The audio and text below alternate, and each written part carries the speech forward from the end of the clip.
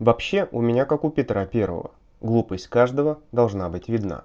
Но когда у глупца, тем не менее, просят совета, глупец просто не может отказать. Итак, как намотать красивую спираль для замены в электронной сигарете? Нам понадобится нехромовая или канталовая проволока и фитиль, в данном случае кремземовый шнур. Берем болтик с удлиненной шляпкой. Я использую болт, которым в дорогих компьютерных корпусах крепится крышка сзади. Также подойдет болт с ручкой, выломанный, например, из ненужного кабеля от монитора. Берем болт и зажимаем нехром на одной из каналок в накатке. Плотно удерживая один конец, начинаем мотать проволоку вокруг болта по резьбе. Вам нужно заранее понять, в какую сторону мотать, чтобы проволока шла по резьбе, а не против нее. Нужное количество витков определяется экспериментально. У меня 0,2 мм нехром, и для получения нужного сопротивления мне нужно 4 витка. Намотав нужное количество витков, выкручиваем болт из проволоки. У нас получается идеально ровная спираль, которую можно прямо сразу надевать на сетку генезиса.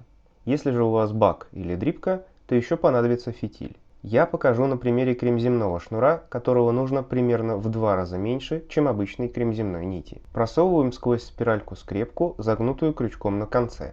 Нацепляем на этот крючок свернутый вдвое шнур и вытягиваем через спираль.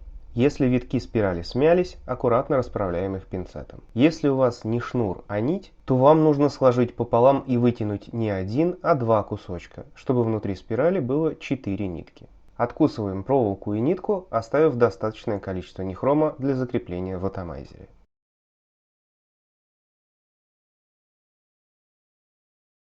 Нехром и кремзем желательно прокалить на огне, чтобы сгорели все невкусные примеси. Теперь спираль можно прикручивать, а фитиль обрезать по размеру, ну или как минимум разрезать образовавшееся ушко пополам. Во время установки чуть натяните спираль, чтобы она закрутилась и ближе прижалась к фитилю.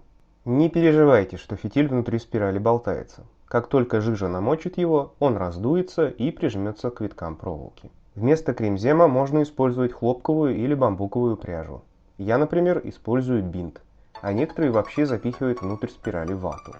Будьте внимательны, фитили из натуральных волокон типа бамбука или хлопка в сухом виде горят, поэтому вы сначала обжигаете спираль на огне или прямо на самом девайсе, а уже потом просовываете в нее фитиль.